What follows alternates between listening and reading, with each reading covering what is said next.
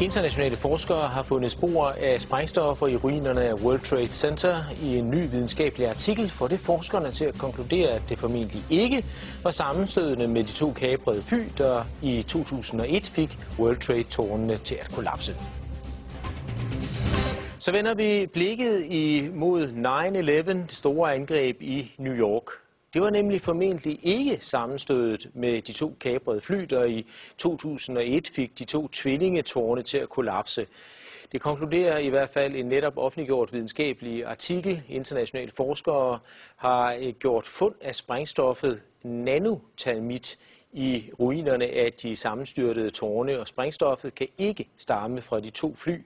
Tværtimod tyder undersøgelserne på, at det formentlig i forvejen var anbragt i bygningerne, og der er altså tale om flere tons sprængstof. Niels Harrit, du har sammen med 8 andre forskere lavet den her artikel, hvor I konkluderer, at det formentlig var stoffet nanotermit, som forårsaget sammenstyrtningerne af de her bygninger. Hvad er nanotermit for en størrelse? At vi har fundet nanotermit i støvet fra sammenstyrtning af World Trade Center. Vi siger ikke, at der kun blev brugt nanotermit. Men nanotermit, hvis jeg skal forklare, hvad det er, så den sidste del af ordet termit, det er en gammel opfindelse faktisk fra 1893, som er en blanding af aluminium og pulveriseret rust, som hvis det reagerer med hinanden, udvikler en enorm varme. Der dannes ved reaktionen jern, som er 2500 grader varmt. Og det kan man bruge til at svejse med, det har man gjort, det er meget nyttigt. Men det kan også bruges til at smelte andet jern. Men i nanoteknologien, der bliver alting meget mindre. Så de her to pulver, som man lavede i 1893, er nu om dagen nogle bitte små partikler, som er blandet umådeligt godt med hinanden. Og det betyder, at når de reagerer, så udvikles denne her enorme varme meget hurtigere. Og samtidig kan man tilsætte andre stoffer, således at nanotermitter både kan virke som noget, der giver en masse varme, men det kan også virke som et meget effektivt sprængstof. Faktisk er der mere energi i nanotermitter, end der er i almindelige sprængstof og dynamit. Og man kan også bruge det som raketsprængstof, så det kan bruges til det hele. Jeg var inde og google på nanotermit, og der er faktisk ikke skrevet så forfærdeligt meget om det. Er det et bredt anerkendt videnskabeligt stof, som man opererer med, eller er det så nyt, at det er næsten ukendt for mange andre fagfolk? Altså, det er en samlet betegnelse for en masse materialer, energetiske materialer, der har energi. Og hvis der ikke er så mange, der kender det, så skyldes det måske, at civile forskere, som jeg, ikke beskæftiger sig normalt med sprængstoffer til hverdag. Og med hensyn til mine kolleger inden for det militære forskningsapparat, så må du hellere spørge dem, fordi jeg ved jo ikke, hvor meget de er på forkant med nanoteknologi. Men altså, I har fundet det her stof i World Trade Center, og hvorfor mener I, at det har fået bygningerne til at kollapse? Ja, det er jo sprængstof, og hvorfor skulle det ellers være der? Men det er varmeudviklingen, I mener, der simpelthen har smeltet stålkonstruktionerne, som jo ellers skulle kunne holde bygningerne oppe, at det er i virkeligheden det, der har fået bygningerne til at kollapse som korthus? Ja, hvis jeg skal svare på det helt præcist, så ved vi det ikke endnu. Fordi det materiale, vi har fundet, har mulighed for både at fungere som sprængstof, som altså direkte slår tingene over, og det har mulighed for at smelte stålet. Sandsynligvis er der brugt begge slags. Altså det er min egen opfattelse af det, at der er en lang periode inden tårnene styrter sammen, hvor det for eksempel vælter med smeltet metal ud af det sydlige tårn flere minutter inden. Og det er et tegn på, at der er en proces inden selve sammenstyrtning, hvor man har svækket hele strukturen. Og så kommer der mere konventionelle, regulære sprængstoffer ind til de der. Selve sammenstyrtningssekvensen skal være enormt godt synkroniseret. Altså det er jo en hel række sprængninger, som man kan se hele vejen ned, når tårnene styrter sammen. Hvor store mængder taler man om? Hvor meget skal der til? Det er meget, fordi der var 3 skyskraber. Skal vi lige få det ind? Der var 3 skyskraber, men der var 2 flyvemaskiner. Og vi har jo selvfølgelig en nogenlunde fornemmelse af, hvor meget støv, der er blevet dannet. Og det kan man se på alle mulige billeder. Der er enorme støvmængder, som der kom. Alt blev pulveriseret, undtagen af selve jernskelettet. Og vi ved nogenlunde, hvor meget rester vi har fundet af ureageret termit. Det er the loaded gun, det her. Det er ikke det, der er blevet brugt. Det er det, der på en eller anden grund ikke har reageret. Og så, vi snakker om tons, vi snakker om over 10 tons, måske 100 tons. 10 tons, 100 tons i 3 bygninger. Ja. Og vi taler altså ikke om materiale, som normalt indgår i bygninger af skyskrabere. Nej. Det er super avanceret materiale, det her.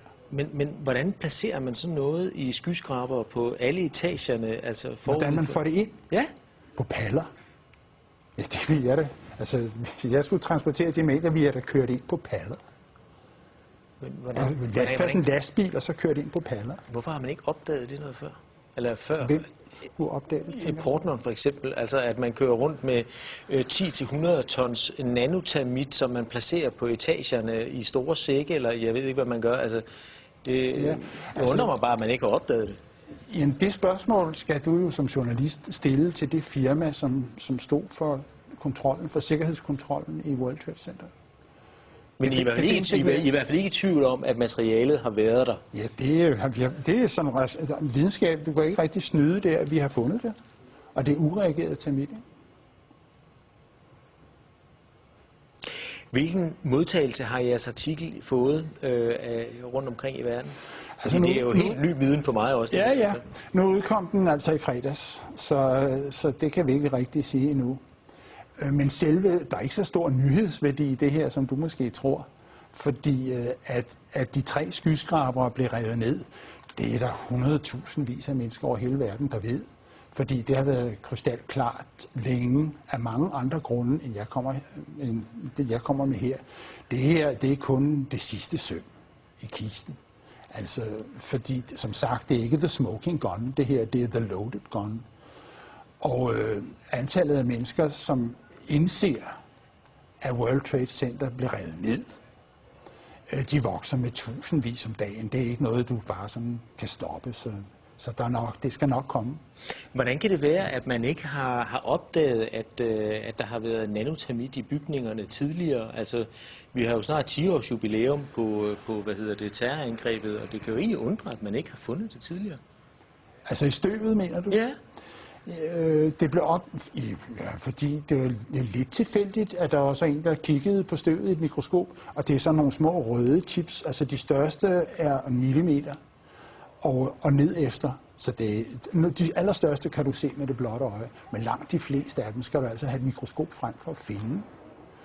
Og så det var lidt et tilfælde, det er lidt over 2 år siden, at der var en, der opdagede det.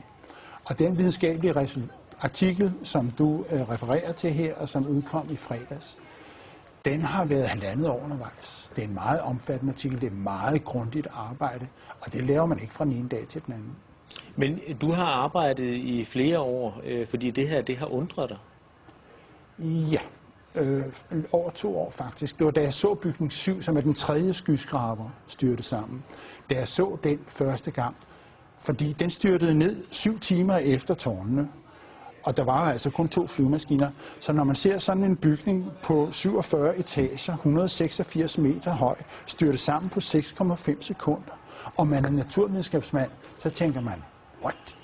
Og så skal man lige se det igen, og så skulle jeg se det igen, og så trykkede jeg på knappen 10 gange, og munden røg længere og længere ned, fordi for det første havde jeg aldrig hørt om den bygning før, for det andet var der ikke nogen synlig grund til, at den skulle styre sammen på den måde. Den styrter fuldstændig sammen, så der siger den sådan på 6,5 sekunder. Og siden den dag har jeg ikke haft fri. Altså, lige siden 9/11, der har der jo været spekulationer fremme og konspirationsteorier. Og hvad vil du sige til de seere, som nu sidder og hører om jeres undersøgelse for første gang, og hører om jeres videnskabelige arbejde og siger, ja, vi har hørt det før, måske i anden indpakning. Folk har god fantasi, der er masser af konspirationsteorier. Hvad vil du sige til dem for at overbevise dem om, at det her, det er altså noget andet? For mig er der kun én konspirationsteori, som er værd at snakke om her. Og det er den med de 19 flykapere. Og der synes jeg, at de mennesker, som der så sidder, som kigger på det her, skal spørge sig selv, om hvilke beviser har vi egentlig set på den konspirationsteori, den officielle konspirationsteori. Har vi set nogle beviser? Hvis der er nogen, der har set dem, så vil jeg gerne høre om dem. Der er ikke nogen, der er anklaget. Der er ikke nogen, der er efterlyst. Så det eneste konsekvens af det her, mener jeg, må være et krav om at få en ordentlig politimæssig efterforskning af terrorangrebet 9/11, fordi det er ikke sket. Den venter vi på, og vi håber, at vores resultater vil indgå som tekniske beviser, når den dag kommer. Niels Harild, spændende. Tak fordi du kom. Selv tak.